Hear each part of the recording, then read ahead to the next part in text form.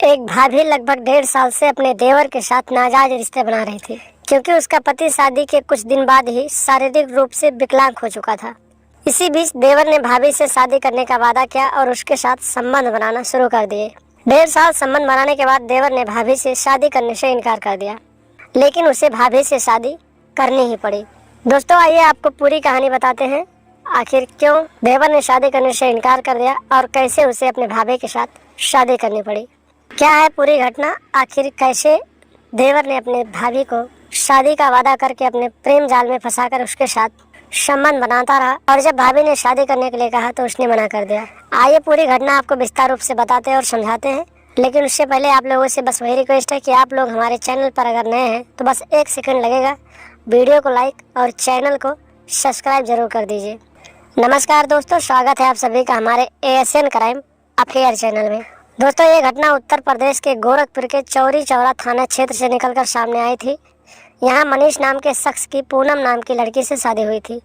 शादी के कुछ महीनों बाद ही मनीष शारीरिक रूप से विकलांग हो गया। उसने अपनी इस बीमारी का काफ़ी इलाज कराया, लेकिन उसे कोई फायदा नहीं हुआ। बड़े भाई के शारीरिक रूप से कमज़ोर होने की बात उसके छोटे भाई को भी पता चल चुकी थी। एक दिन घर में किसी के ना होने का फ़ायदा उठाकर देवर ने भाभी से इस बारे में खुलकर बातचीत की। इसी बीच उसने भाभी से वादा किया कि मैं तुमसे शादी कर लूँगा, और फिर उस दिन से देवर ने शादी का वादा कर भाभी के साथ शारीरिक संबंध बनाने लगा। इसके बाद से भाभी और देवर चोरी चुपके एक दूसरे के साथ संबंध बनाते रहे।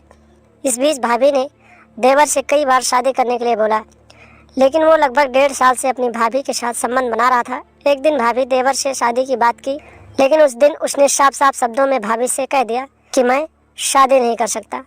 उसने अपने भाभी से शादी करने से इनकार कर दिया और भाभी से दूरियां बनाना शुरू कर दिया। भाभी लगभग 2 महीने तो शांत रही, फिर एक दिन उसने ससुराल में देवर द्वारा शादी का वादा करके संबंध बनाने की बात को लेकर बखेड़ा शुरू कर दिया। भाभी के इस रिश्ते की बात पूरे इलाके में फैल गई, जिसे लेकर कई बार दोनों पक्षों में पंचायत हुई, लेकिन कोई निर्णय नहीं हो सका।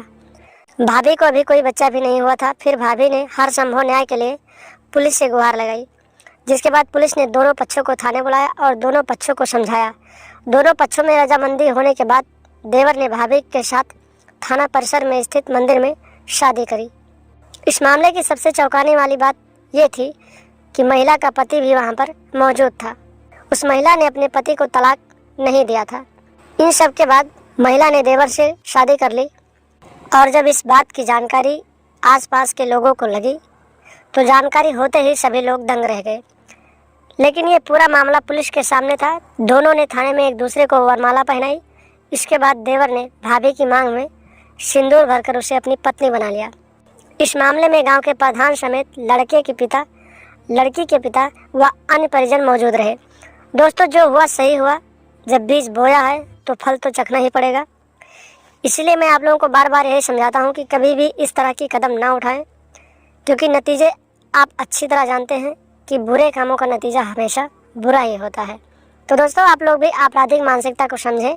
ऐसे आपराधिक मानसिकता रखने वाले लोगों की पहचान करें, उनसे सतर्क रहें, सावधान रहें, अपने घर परिवार को सुरक्षित रखें, अपने यार दोस्तों को सुरक्षित रखें, और लगातार ऐसी घटनाओं के बारे में जानने और सुनने के लिए हमारे चैनल के साथ बने रहें। कृपया चैनल को सब्सक्राइब कर दें और हमेशा देखते रहें ASN क्राइम अफेयर।